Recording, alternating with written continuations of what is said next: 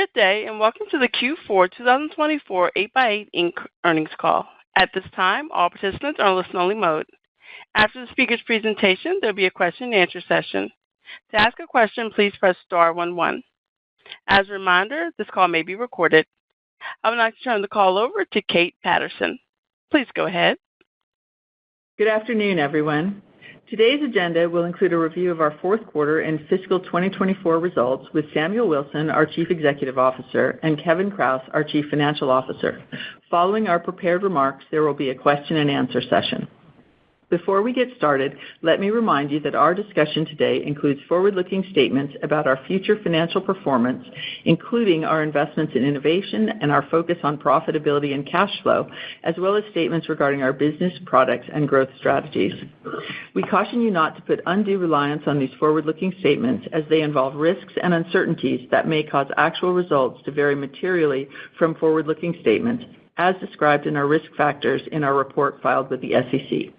Any forward-looking statements made on this call and in the presentation slides reflect our analysis as of today, and we have no plans or obligation to update them. Certain financial measures that will be discussed on this call, together with year-over-year comparisons in some cases, were not prepared in accordance with U.S. generally accepted accounting principles or GAAP. A reconciliation of those non-GAAP measures to the closest comparable GAAP measure is provided in our earnings release and in our earnings presentation slides, which are available on 8x8's investor relations website at investors.8x8.com. With that, I will turn the call over to our CEO, Sam Wilson.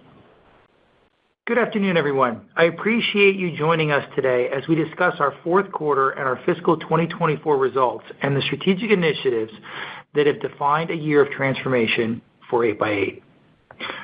I'm pleased to report solid fourth quarter in which we delivered results within our guidance range for service and total revenue and once again exceeded our guidance for operating margin. Cash flow from operations for the quarter was also better than anticipated, which resulted in cash flow for the year of 62% from fiscal 2023. This significantly exceeded our expectations for the year. We ended the quarter with about $118 million in cash, restricted cash, and investments after repaying the remaining $63 million of 2024 notes. Since Kevin will review the quarter's financial results in detail, I will focus my comments on the progress we've made on our transformation journey. This year has been nothing short of incredible from both a professional and personal perspective. We've strengthened our leadership team, expanded our product portfolio, and continue to build on our strong financial foundation. A year ago, I outlined a strategic framework with 6 key imperatives aligned with the 3 pillars of our transformation strategy: innovation, financial strength, and go-to-market. I'm pleased to report that we are executing well against each of these strategic imperatives. They include: 1, accelerating innovation in contact center as a service, CPaaS, while maintaining our leadership in cloud telephony. This includes embedding artificial intelligence across our integrated platform. 2, establishing communications platform as a service, CPaaS, leadership in the Asia-Pacific region. 3, increasing our focus on small and mid-sized enterprises as our target customer segment. 4, improving platform win rates and sales productivity. 5, maintaining an outstanding experience for our customers, allowing them to focus on their own core businesses. And lastly, 6, increasing profitability and cash flow to drive a fortress balance sheet and fund further innovation.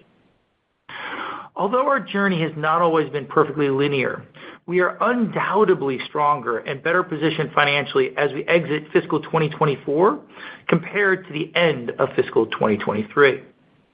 This year has been pivotal in terms of innovation. We've introduced several new products that not only differentiated our offerings, but also positioned us for future growth.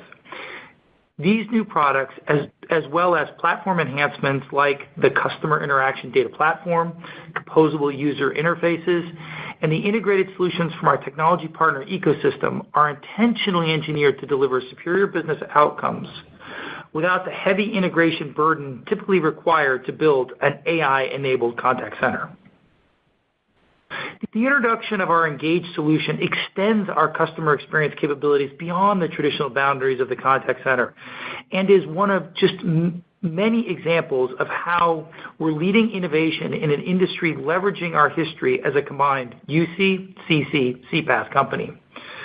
We believe this product dramatically increases our cross-sell opportunities to existing customers and provides an accessible entry point for new customers looking to improve their customer experience across the organization. Shortly after the end of the quarter, we introduced 8x8 Operator Connect for Microsoft Teams, expanding our portfolio of enterprise voice solutions and further strengthening our leadership position in Microsoft Teams environments. With this introduction, 8x8 now offers the industry's broadest portfolio of enterprise voice solutions for Microsoft Teams and is the only Operator Connect provider with a native contact center solution certified to integrate with Teams.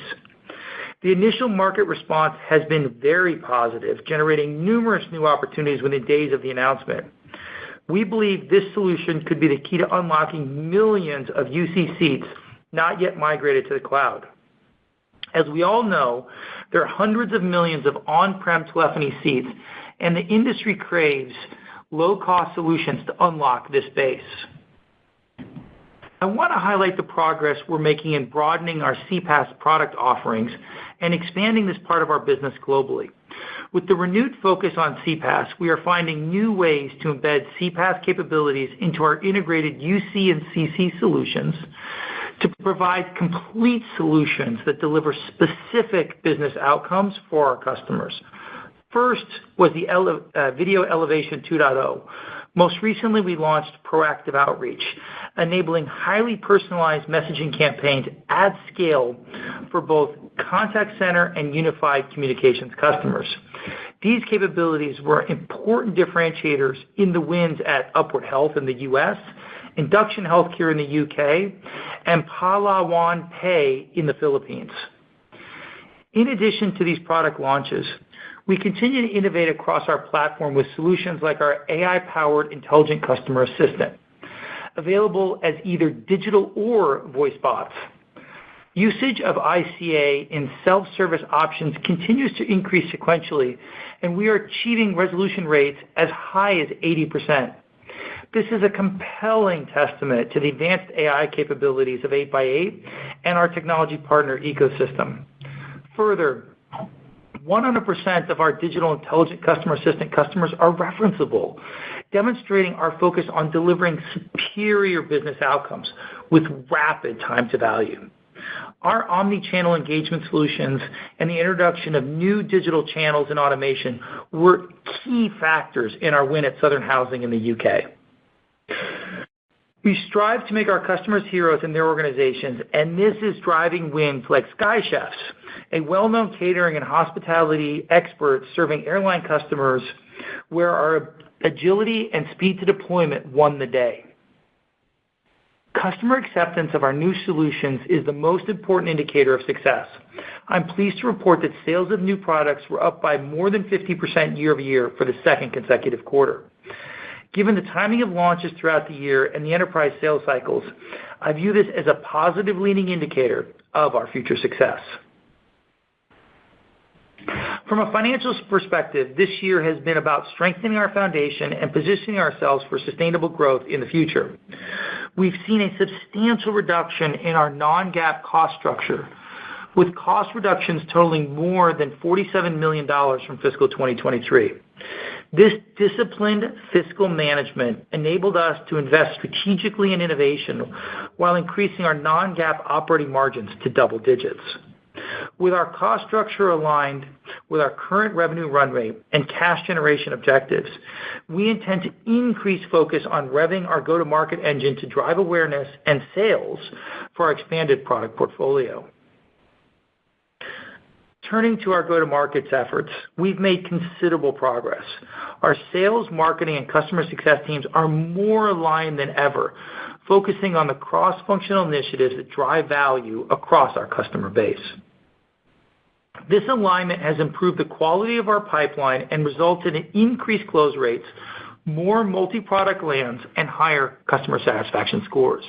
These are the early indicators that our efforts to build a high-performance go-to-market organization are working. Given the nature of enterprise sales cycles and our ratable revenue growth, there is a lag before our progress is evident in our revenue growth.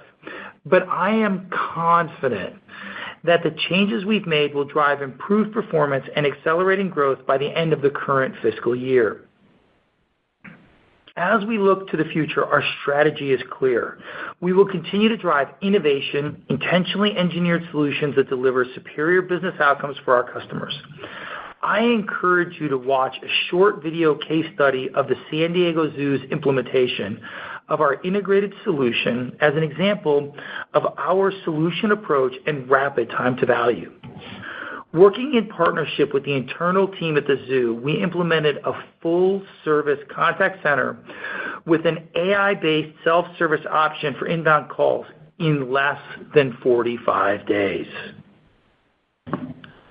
We have intentionally engineered our products and solutions for this level of agility and rapid time to value. We can leverage this advantage to develop our own purpose-built solutions as well.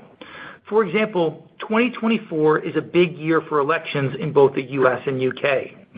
Using the power of conversational AI and automation, our U.K. team built a library of out-of-the-box templates to support local government and improve citizen access to important information for upcoming elections. To drive awareness and adoptions of our innovations, we are committed to continued improvement in our go-to-market activities. We intend to remain within our current cost envelope as we make the necessary investments to elevate our partner programs, increase awareness for our solutions, and improve our processes. We are taking a balanced approach to growth and profitability, and with cash from operations as our financial North Star. We intend to continue returning value to our investors through reducing debt. We have repaid $88.3 million of principal in fiscal 2024, 35% of our commitment to return $250 million to investors through debt repayments over 3 years. Before I turn the call over to Kevin, I want to thank our employees, partners, and investors who are with us on this journey. Thanks, Sam, and good afternoon, everyone. We delivered solid financial performance again in fiscal Q4. Both total revenue and service revenue were within our guidance ranges, and other revenue came in ahead of the target implied by our service and total revenue guidance. Non-GAAP operating margin exceeded guidance by 1.3 percentage points, and cash flow was above expectations at $12.7 million for the quarter and $79 million for the year. During the quarter, we also achieved the significant milestone of repaying the remaining $63.3 million principal on the 2024 convertible notes. With this payment, we have retired $88.3 million in debt during fiscal 2024 and $115 million over the past 6 quarters. The press release and trended financial results we posted on the Investor Relations website provide a comprehensive view of our financial performance, so I'm going to take a slightly different approach to my comments this quarter. Instead of going line by line through the quarterly results and then turning to guidance, I would like to take a step back and review our results as well as our forward guidance within the context of our strategy shift. Before I go on, let me remind you that I will be using non-GAAP metrics except for revenue and cash flow, unless otherwise noted. We really began our transformation in late fiscal 2022 with the acquisition of Fuse.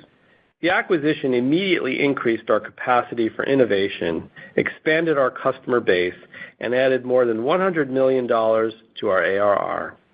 This acquisition was immediately accretive to our business performance. Although recent customer attrition has created a near-term headwind to growth in recent quarters, it remains a huge win overall. With our CEO transition in fiscal 2023, we made a conscious decision to swap near-term revenue growth for profitability and cash flow. Cash flow became our financial North Star, and we implemented multiple actions during the year to reduce our cost structure and improve sales productivity while maintaining our investments in innovation. By fiscal Q4 23, we had reduced quarterly non-GAAP operating expenses, excluding COGS, by nearly $10 million compared to Q1 23, which was the first full quarter of combined 8x8 and Fuze results. Our quarterly sales and marketing spend was down even more, dropping by $12.3 million from Q1 23 to Q4 23. This equates to almost $50 million in annualized cost reductions in sales and marketing. The decrease in operating expenses, together with higher gross margins, had an immediate impact on our cash flow from operations, which increased from $34.7 million in fiscal 2022 to $48.8 million in fiscal 2023 and $78.9 million in fiscal 2024. This allowed us to prepay $25 million in principal on the term loan and repay the remaining principal on our 2024 notes while maintaining cash and investments above $100 million. We exit fiscal 2024 with $118 million in cash, restricted cash, and investments, an expanded product portfolio tailored to the needs of our target customer, and a committed and experienced leadership team. We are a stronger company today than we were a year ago, and we are a much stronger company than we were at the end of fiscal 2022. Q4 is our 13th consecutive quarter of positive cash flow and non-GAAP operating margin, trends we expect to continue.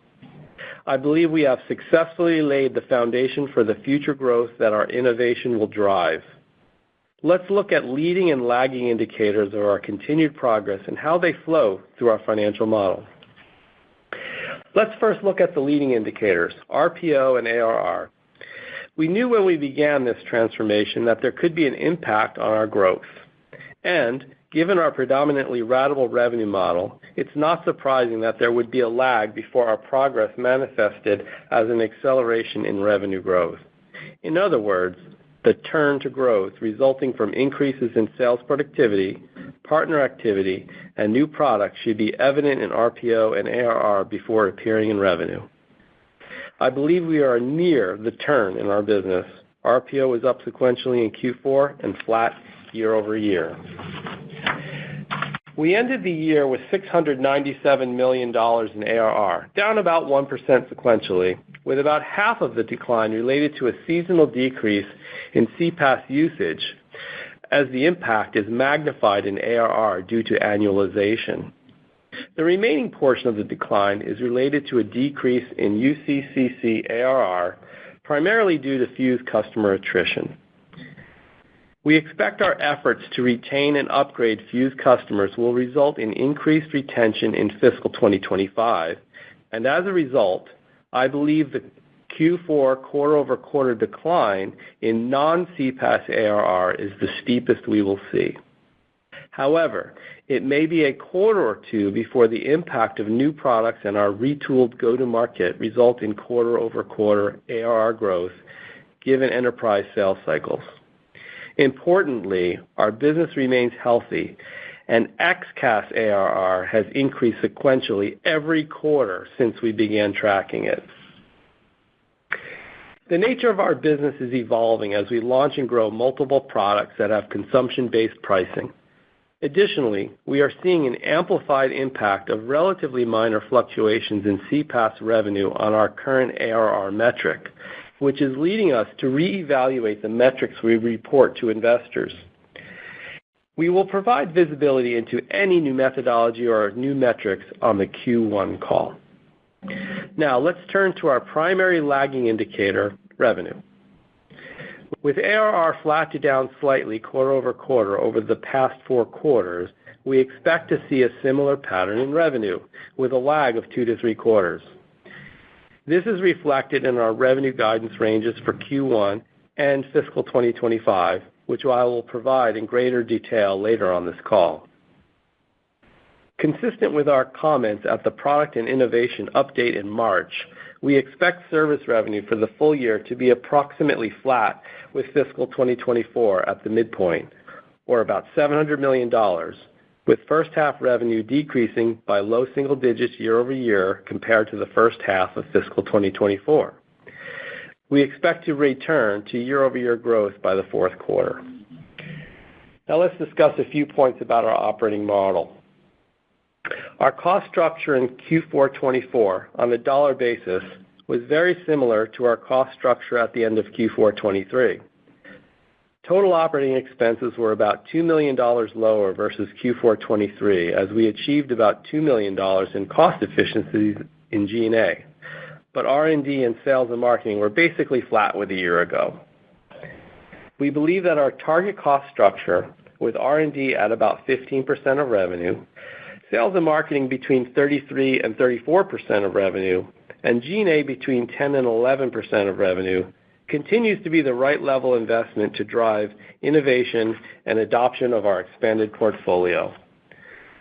Consistent with our philosophy that spending follows growth, we are targeting our 2025 spending to be approximately flat from fiscal 2024 on a dollar basis. We also expect CPaaS to gradually increase as a percentage of total revenue compared to fiscal 2024. We still expect service revenue growth margin to remain in the 74 to 75% range, but it may vary slightly due to mix.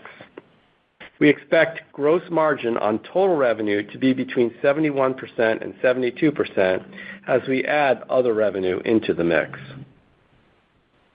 With this operating model context in mind, we establish service revenue, total revenue, and operating margin guidance ranges for the fiscal first quarter ending June 30th, 2024, as follows. We anticipate service revenue to be in the range of $170 million to $174 million. We anticipate total revenue to be in the range of $176 million to $181 million, implying other revenue of $6.5 million at the guidance midpoint. Note that other revenue can vary based upon customer-specific deployment schedules and hardware shipments, so total revenue can vary based on these dynamics. The combination of modestly lower year-over-year revenue, a higher mix of CPaaS, and flattish sequential operating expenses explains our operating margin guidance of 11% to 12% for Q1 25. For the fiscal year 2025 ending on March 31st, 2025, we provide the following guidance ranges. We anticipate service revenue to be in the range of $693 million to $707 million, with year-over-year revenue declines in the first half and exiting the year with single-digit growth rates. We anticipate total revenue to be in the range of $720 million to $738 million. We continue to focus on delivering a solid operating margin and anticipate exiting the year between 12% and 13% and achieving between 11.5% and 13% for the full fiscal year. Our operating margin results will depend on revenue performance and opportunities for investment. At the midpoint of our revenue guidance range, this translates into non-GAAP operating income of between $89 and $90 million for the fiscal year. We expect interest expense to be about $8.7 million in each of Q1 and Q2 based upon current interest rates.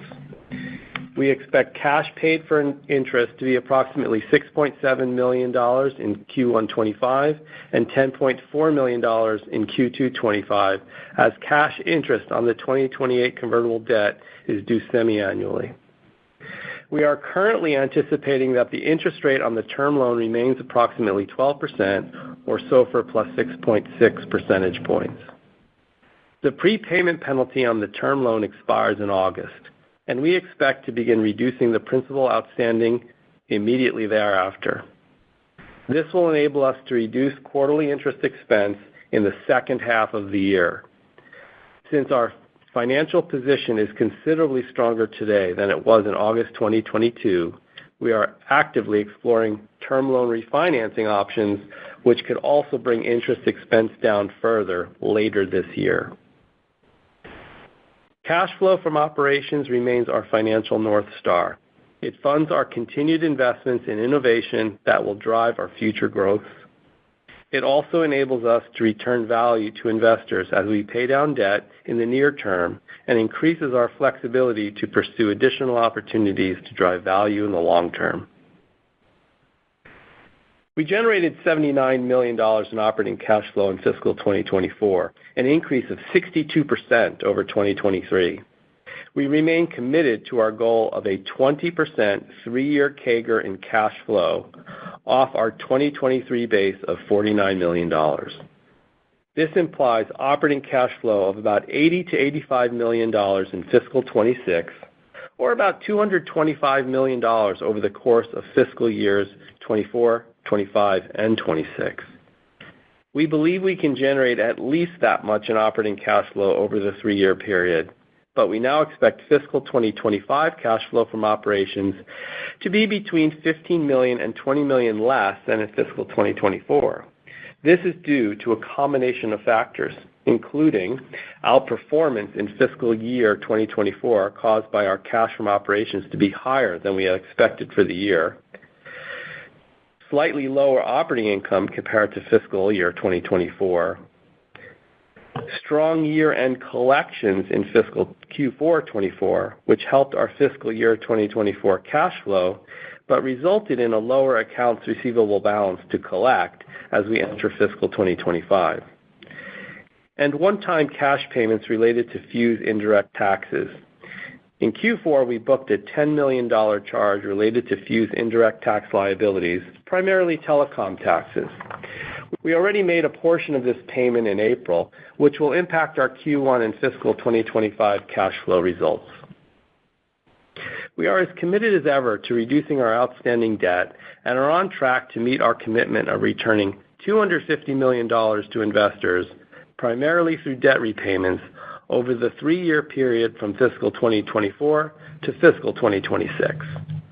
With a $25 million prepayment on the term loan in Q1 24, plus the repayment of the remaining $63.3 million of our 2024 notes on February 1st, we are 35% to completion.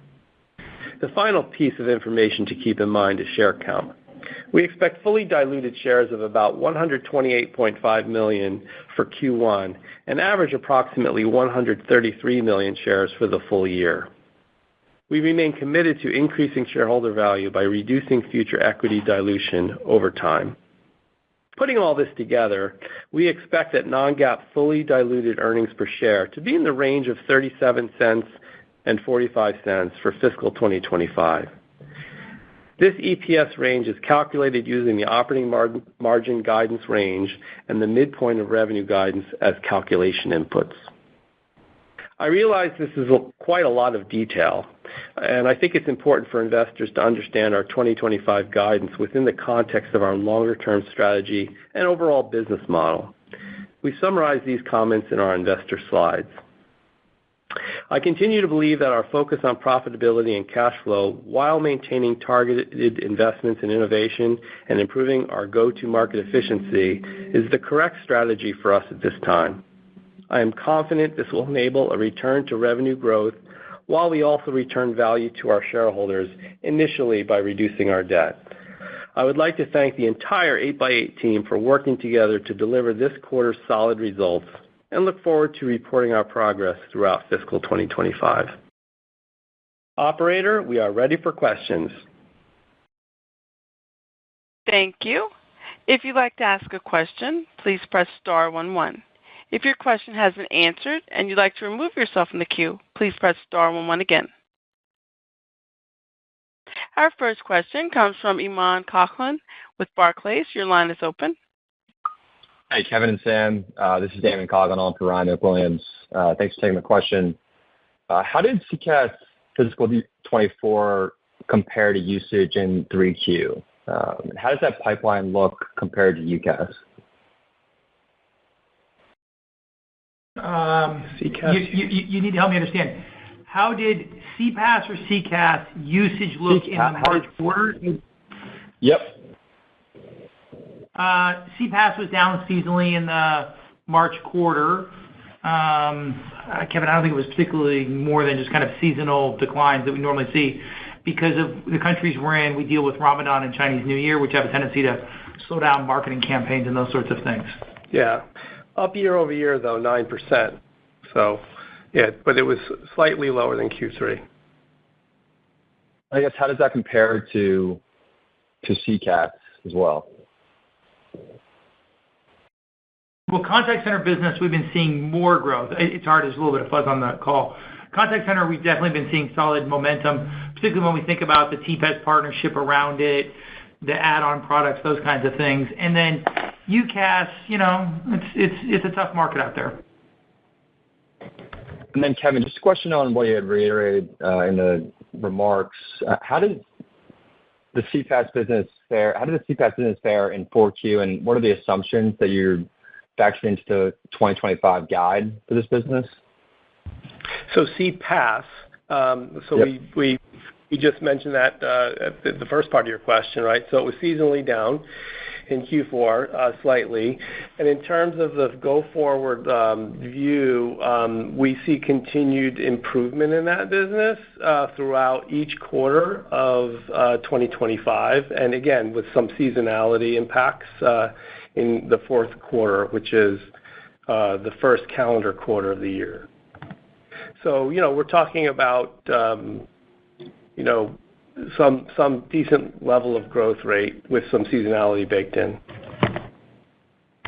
Perfect. Thanks, guys. Thank you.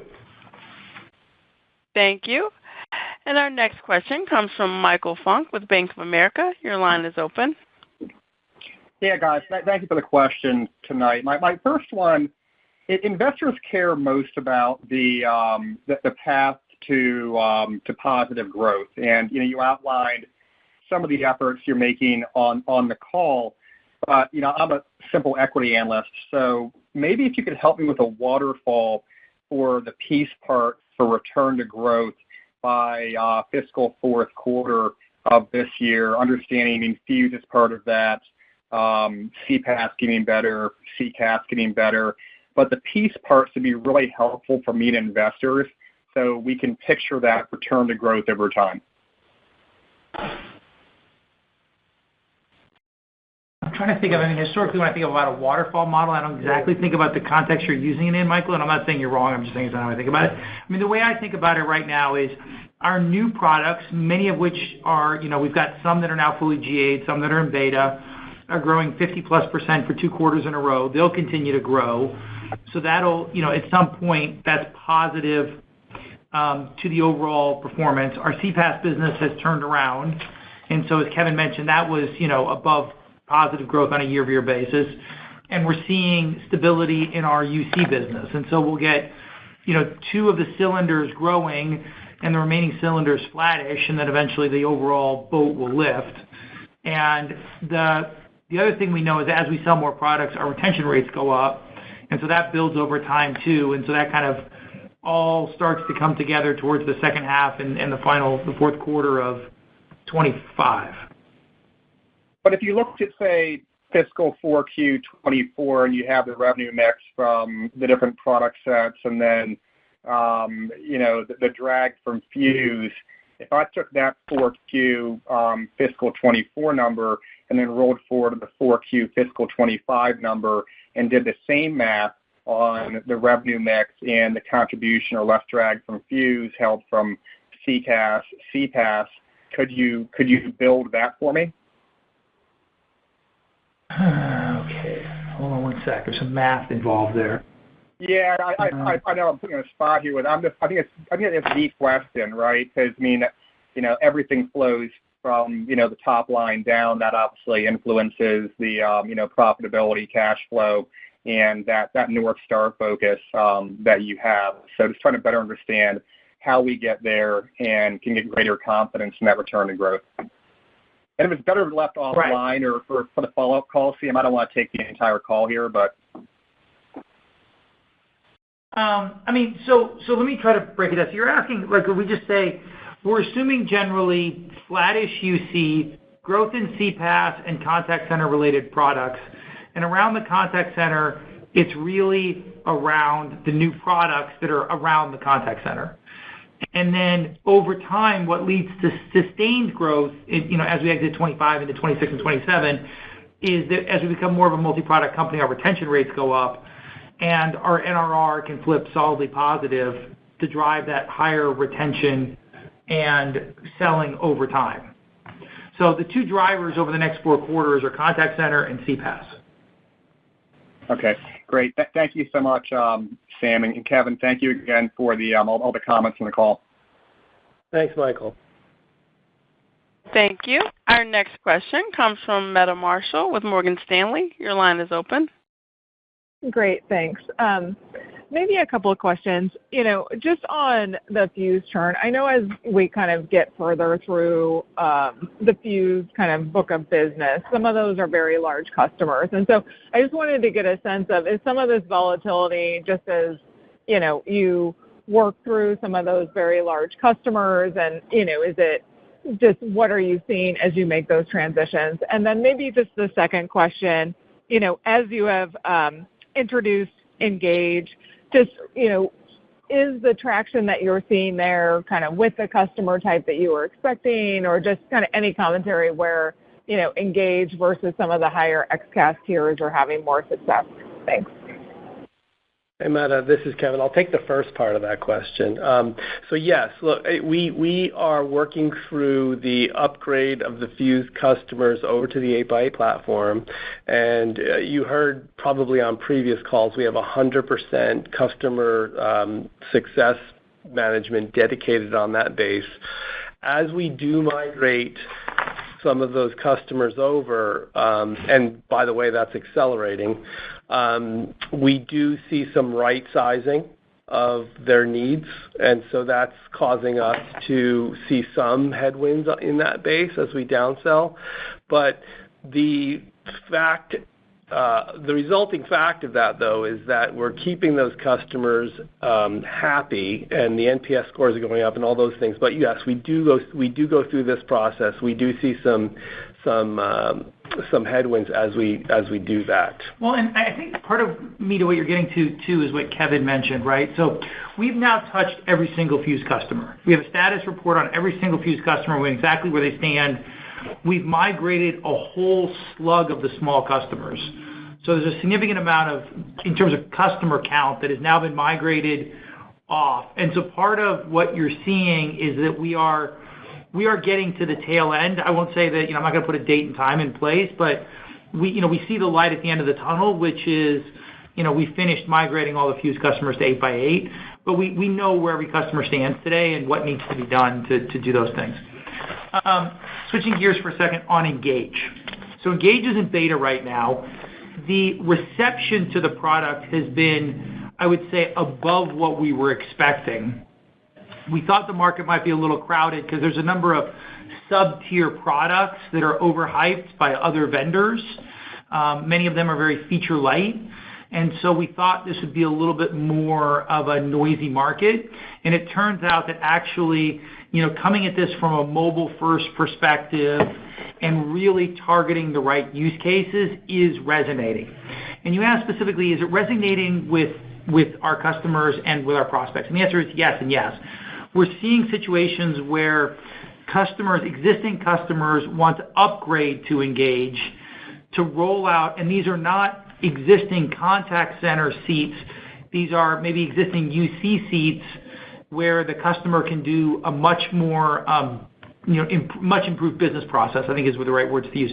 Let me give you an example just so it makes sense. Like we have healthcare companies that have nurses. Nurses are on X2s, sort of basic UC seats, and we're now seeing a huge push from prospects who want to upgrade those and customers who want to upgrade those to Engage to enable, better business processes around on-call, emergency services, those kinds of things. With prospects, we're also seeing it because it really fits that unique use case.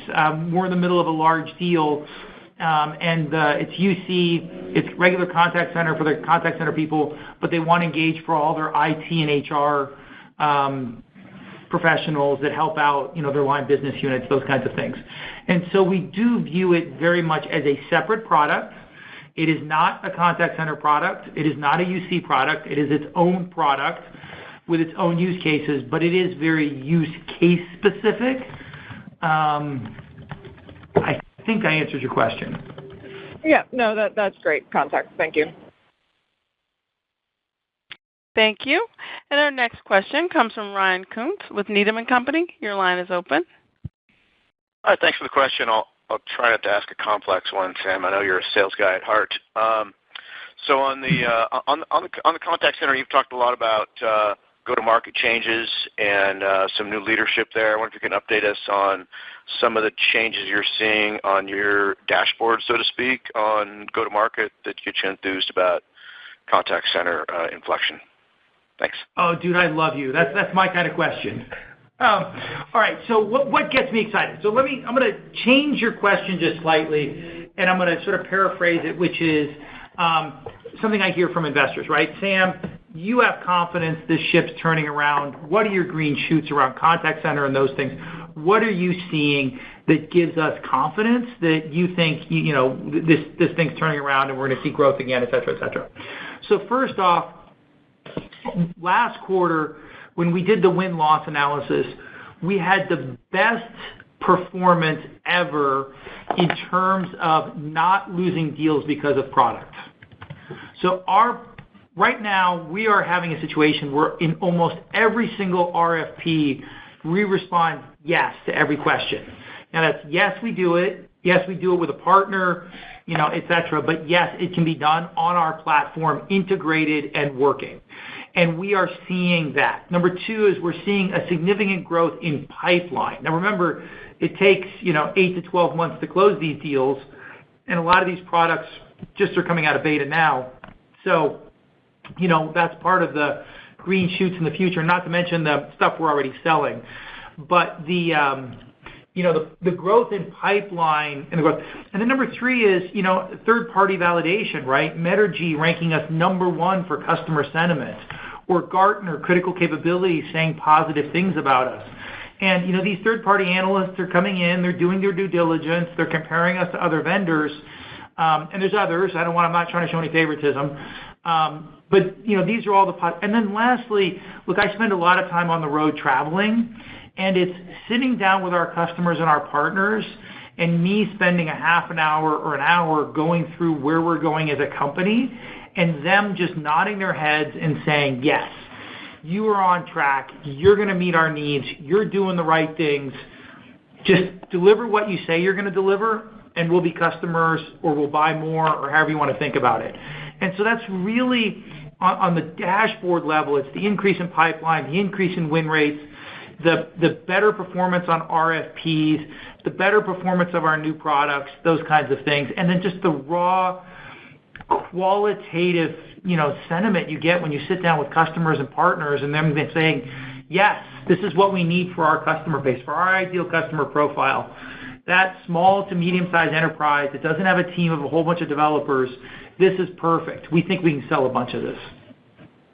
Great. That's really helpful. And just a quick feedback follow-up on, you talked about new metrics, I think is what I heard in Q1, and loud and clear investors would like to hear about some CPaaS metrics, whether it's revenue, ARR, et cetera. I think that would go a long way.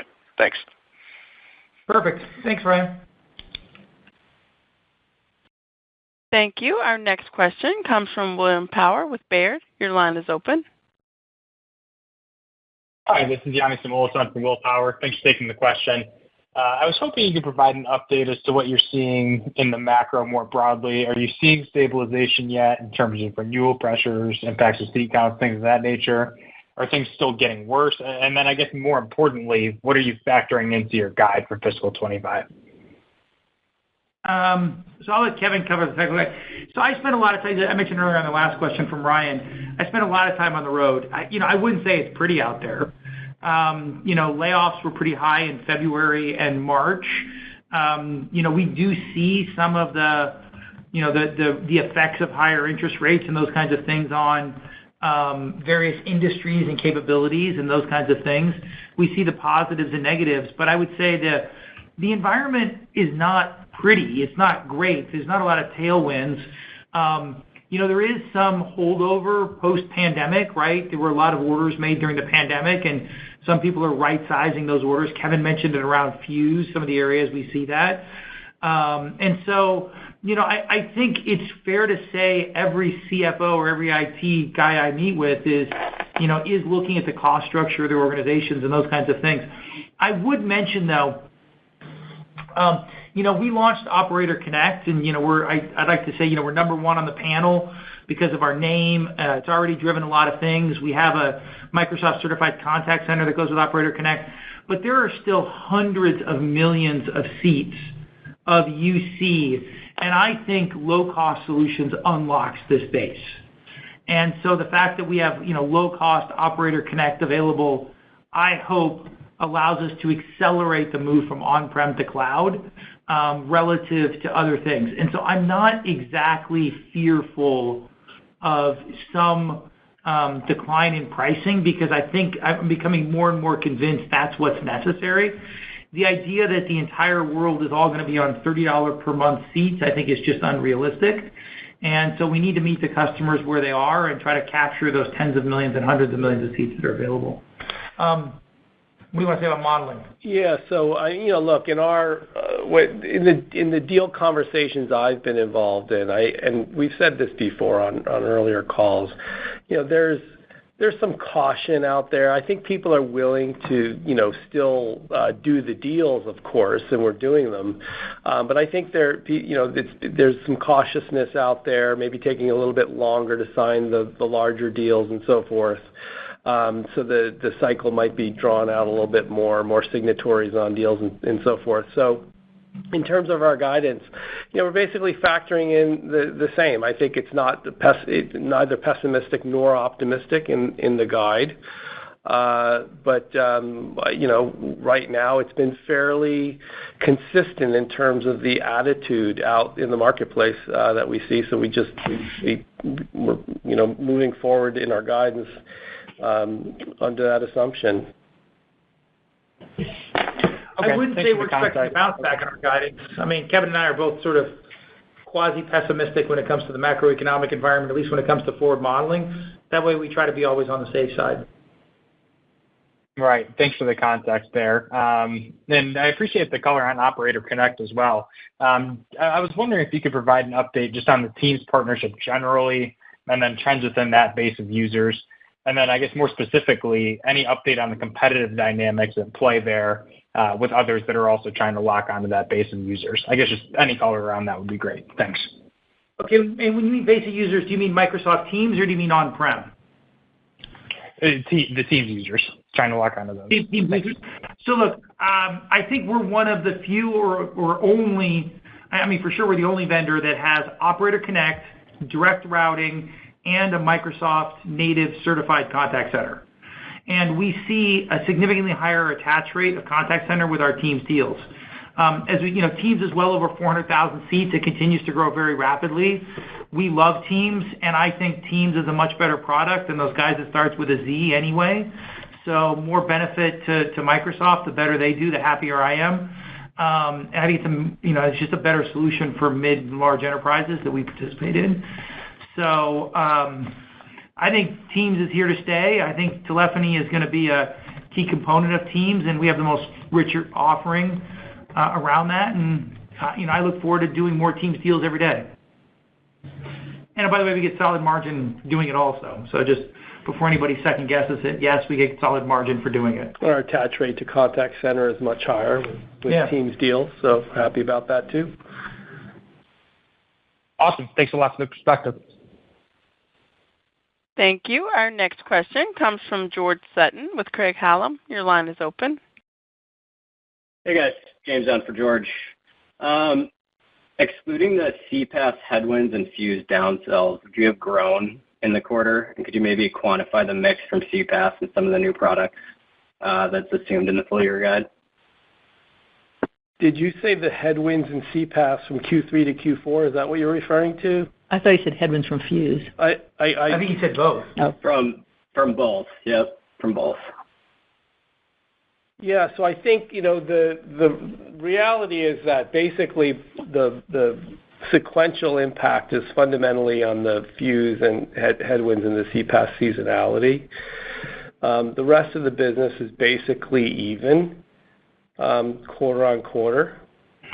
Yeah, I would say don't hold me directly to third decimal place, but the general answer, I think, is eyeballing it is yes, is the answer to your question.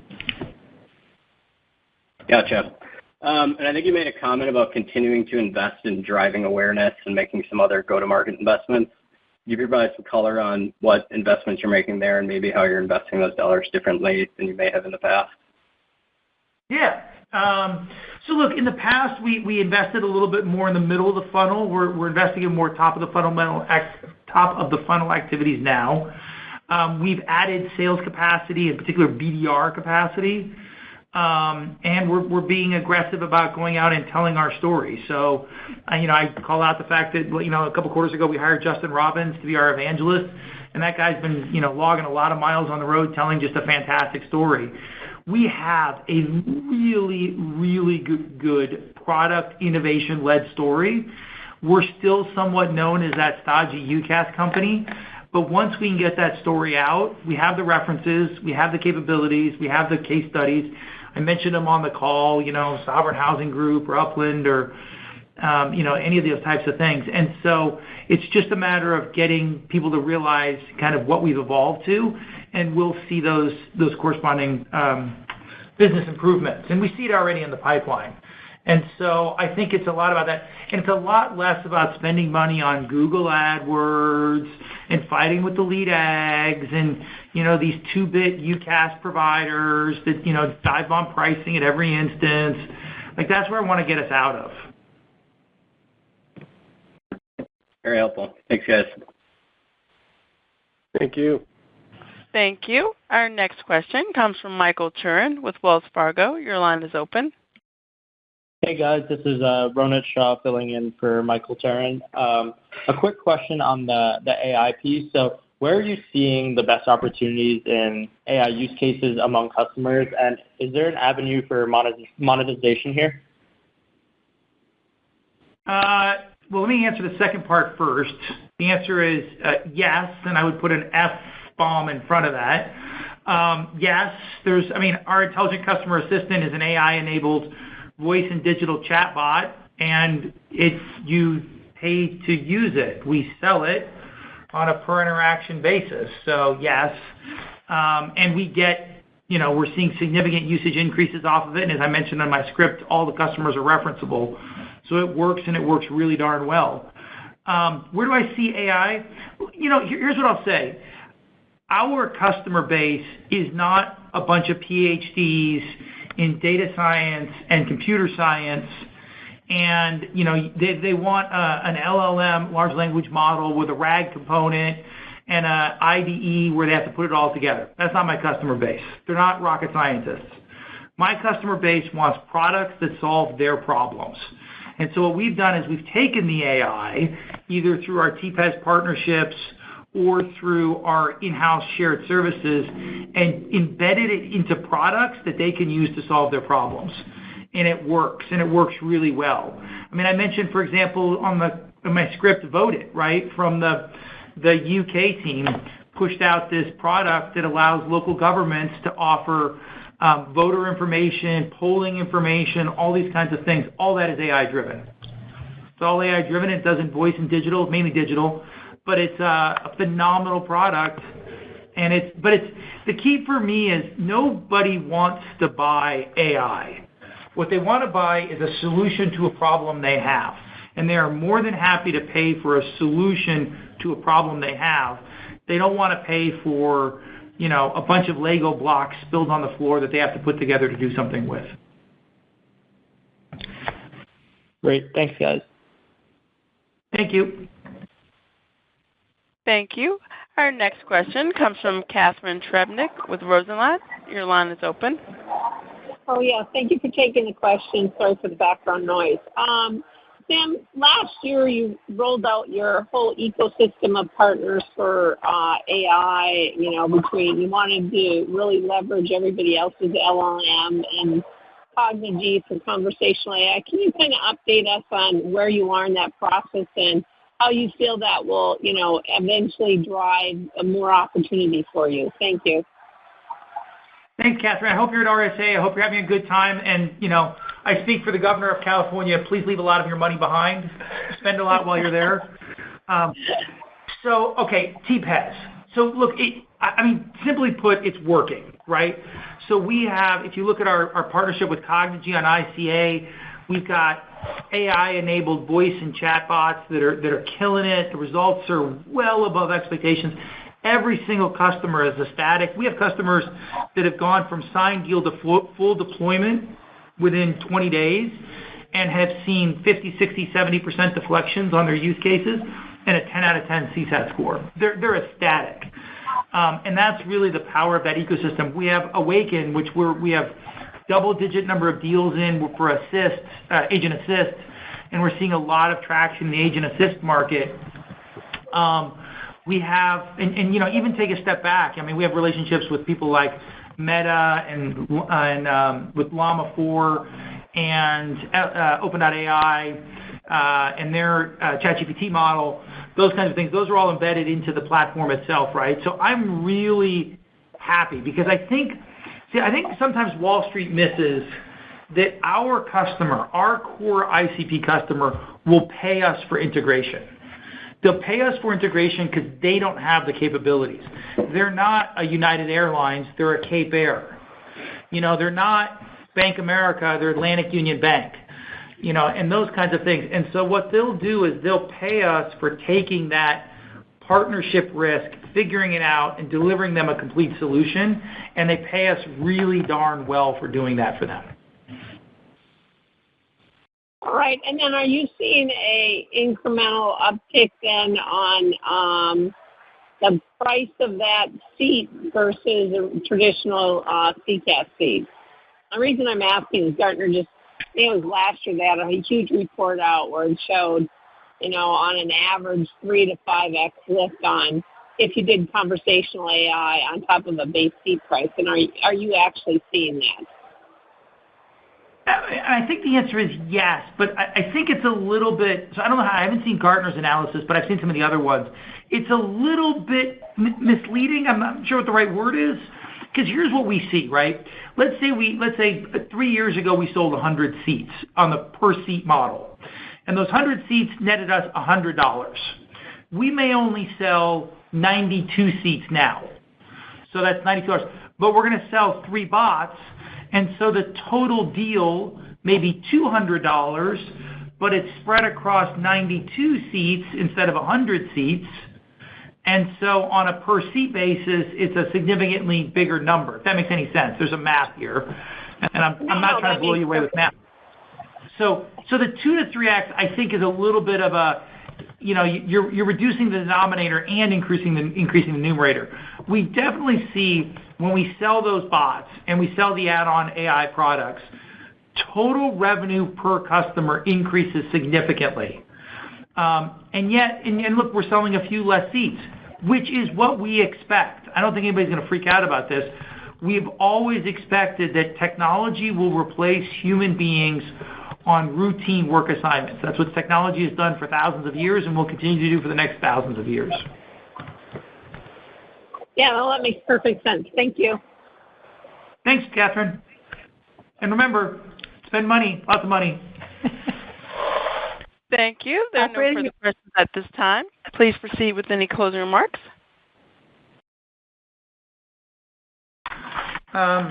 Thank you so much, everyone, for joining us today. And in conclusion, fiscal 2024 has set the stage for what we are capable of achieving. We began the year with a clear strategic direction and strong financial position. I'm incredibly proud of what we've accomplished, and I'm excited about the opportunities that are ahead. I love the questions that were asked today. It really shows you how people are diving into us and trying to figure out what the next steps.